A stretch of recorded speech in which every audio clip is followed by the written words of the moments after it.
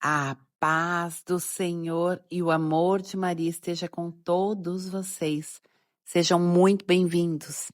Vamos invocar a proteção de São Miguel Arcanjo e de Nossa Senhora Rainha da Paz, pedindo a sua intercessão pelo Padre Daniel Ribeiro, por todos os sacerdotes, pelo Papa, por todo o clero, pela conversão dos pecadores, pela conversão dos nossos familiares, por nós, pela paz no mundo, pela paz no Brasil e por todas as intenções que estão em nossos corações.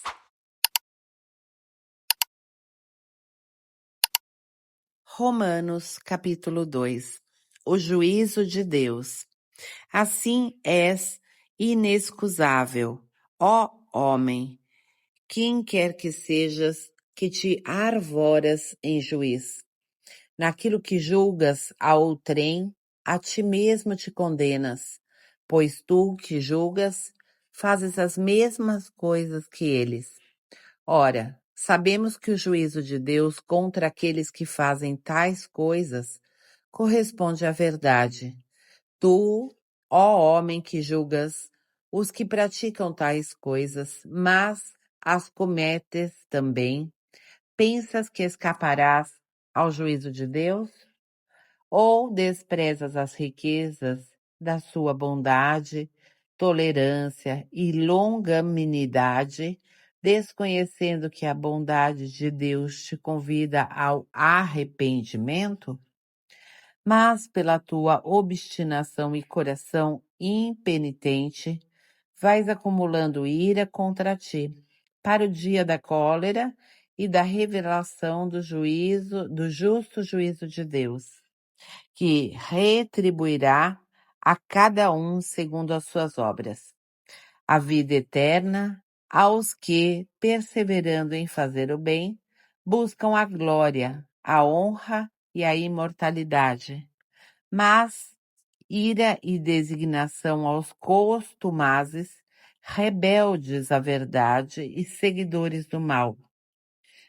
Tribulação e angústia sobrevirão a todo aquele que pratica o mal, primeiro ao judeu e depois ao grego.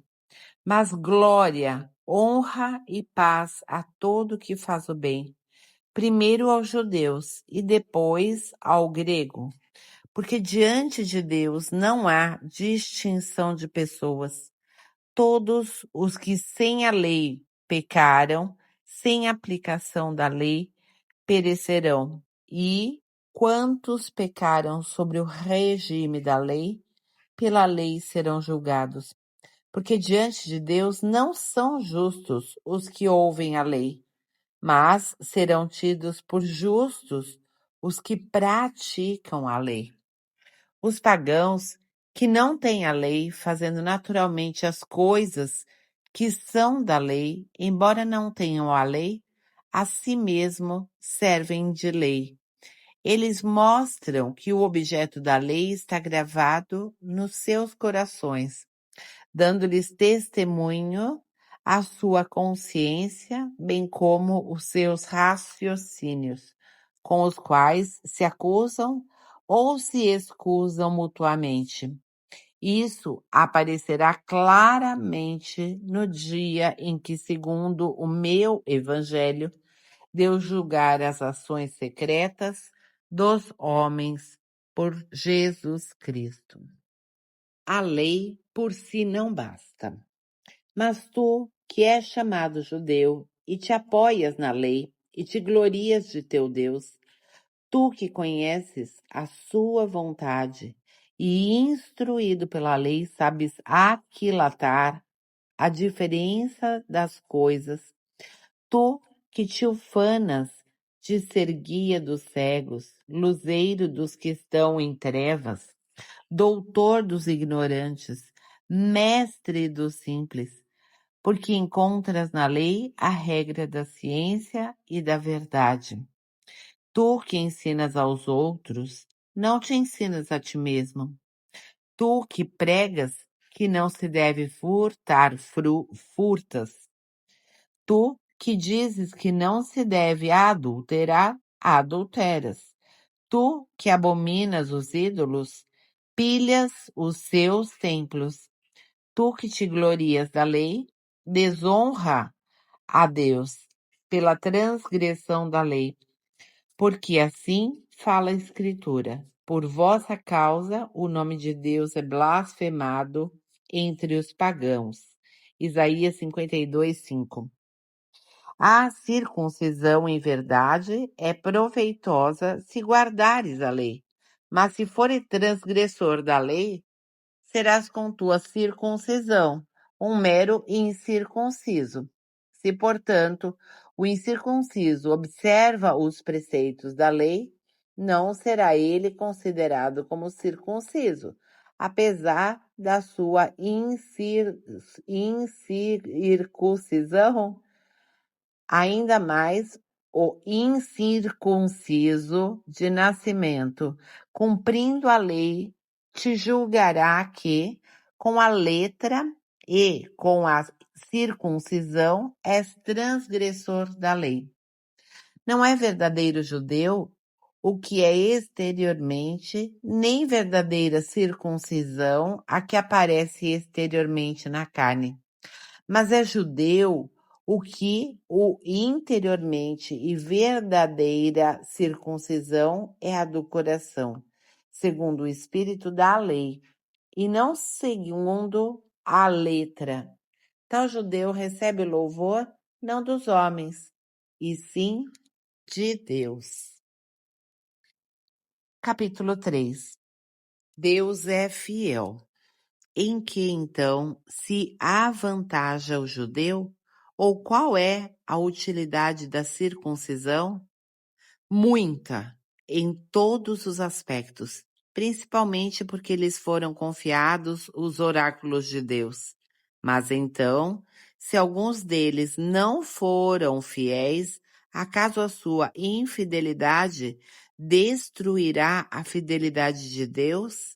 De modo algum, porque Deus há de ser reconhecido como veraz e todo homem como mentiroso, segundo está escrito. Assim serás reconhecido justo nas tuas palavras e vencerás quando julgares. Salmo 56. Portanto, se a nossa injustiça realça a justiça de Deus, que diremos então? Para falar como os homens, não é injusto Deus quando descarrega a sua cólera? Certo que não. De outra maneira, como julgaria Deus o mundo? Mas, se a verdade de Deus brilha ainda mais para a sua glória por minha mentira, por que serei eu ainda julgado pecador? Então, por que não faríamos o mal para que dele venha o bem? Expressão que os caluniadores falsamente nos atribuem? É justo que estes tais sejam condenados. Universalidade do pecado. E então, avantajamo-nos a eles? De maneira alguma, pois já demonstramos que judeus e gregos estão todos sob o domínio do pecado, como está escrito: não há nenhum justo, não há sequer um, não há um só que tenha inteligência, um só que busque a Deus. Extraviaram-se todos e todos se perverteram. Não há quem faça o bem. Não há sequer um. Salmo 13, 1 e seguintes. A sua garganta é um sepulcro aberto, com as suas línguas enganam. Veneno de áspide está debaixo dos seus lábios. Salmo 5, 10 e 139, 4. A sua boca está cheia de maldição e amargor. Salmo 9, 28. E seus pés são velozes para derramar sangue. Há destruição e ruína nos seus caminhos, e não conhecem o caminho da paz. Isaías 59, 7 e seguintes. Não há temor a Deus diante dos seus olhos. Salmo 35, 2. Ora, sabemos que tudo o que diz a lei, di-lo aos que estão sujeitos à lei, para que toda boca fique fechada e que todo mundo inteiro seja reconhecido culpado diante de Deus. Porquanto, pela observância da lei, nenhum homem será justificado diante dele, porque a lei se limita a dar o conhecimento do pecado. A justiça de Deus dá vida a todos os homens. Justificação pela fé. Mas agora, sem o concurso da lei, manifestou-se a justiça de Deus, atestada pela lei e pelos profetas. Esta é a justiça de Deus pela fé em Jesus Cristo, para todos os fiéis, pois não há distinção. Com efeito, todos pecaram e todos estão privados da glória de Deus, e são justificados gratuitamente por sua graça. Tal é a obra da redenção realizada em Jesus Cristo. Deus o destinou para ser, pelo seu sangue, vítima de propiciação mediante a fé. Assim, ele manifesta a sua justiça, porque no tempo de sua paciência, ele havia deixado sem castigo os pecados anteriores. Assim, digo eu, ele manifesta a sua justiça no tempo presente, exercendo a justiça e justificando aquele que tem fé em Jesus. Onde está, portanto, o motivo de se gloriar foi eliminado. Por qual lei? Pela das obras? Não, mas pela lei da fé. Porque julgamos que o homem é justificado pela fé, mas sem as observâncias da lei. Ou Deus só o é dos judeus?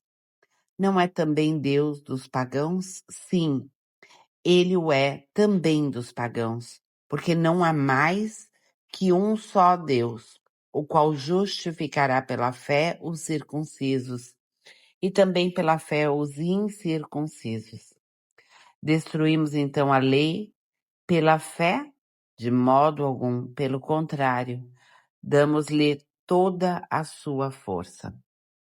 Capítulo 4. Abraão justificado pela fé. Que vantagem diremos, pois, que conseguiu Abraão, nosso pai segundo a carne? Porque se Abraão foi justificado em virtude de sua observância, tem de que se gloriar, mas não diante de Deus. Ora, que diz a Escritura? Abraão creu em Deus e isso lhe foi imputado em conta de justiça. Gênesis 15, 6. Ora, o salário não é gratificação, mas uma dívida ao trabalhador. Mas aquele que, sem obra alguma, crê naquele que justifica o ímpio, a sua fé lhe é imputada em conta de justiça. É assim que Davi proclama: bem-aventurado o homem a quem Deus atribui justiça, independentemente das obras. Bem-aventurados aqueles cujas iniquidades foram perdoadas e cujos pecados foram cobertos. Bem-aventurado o homem ao qual o Senhor não imputou o seu pecado. Salmo 31, 1 e seguintes. Essa bem-aventurança é somente para os circuncisos ou também para os incircuncisos? Dizemos com efeito que a fé foi imputada a Abraão em conta da justiça. Quando lhe foi ela imputada? Depois ou antes de sua circuncisão? não depois, mas antes de ser circuncidado. Depois é que recebeu o sinal da circuncisão, como selo da justiça que tinha obtido pela fé antes de ser circuncidado. E assim se tornou o pai de todos os incircuncisos, que creem, a fim de que também a estes seja imputada a justiça. Pai também dos circuncisos, que não só trazem o sinal, mas que acompanham as pegadas da fé que nosso pai Abraão possuía antes de ser circuncidado. Abraão, pai de todos na fé. Com efeito, não foi em virtude da lei que a promessa de herdar o mundo foi feita a Abraão ou à sua posteridade, mas em virtude da justiça da fé. Porque se a herança é reservada aos observadores da lei, a fé já não tem razão de ser e a promessa fica sem valor, porquanto a lei produz a ira. E de onde não existe lei, não há transgressão. Logo, é pela fé que alguém se torna herdeiro. Portanto, gratuitamente, e a promessa é assegurada a toda a posteridade de Abraão. Não somente aos que procedem da lei, mas também aos que possuem a fé de Abraão, que é pai de todos nós. Em verdade está escrito, eu te constituí pai de muitas nações. Gênesis 17:5. Nosso Pai, portanto, diante dos olhos daqueles em que acreditou, o Deus que dá vida aos mortos e chama à existência as coisas que estão no nada. Esperando contra toda a esperança, Abraão teve fé e se tornou pai de muitas nações. Segundo o que lhe fora dito, assim será a tua descendência. Gênesis 15:5.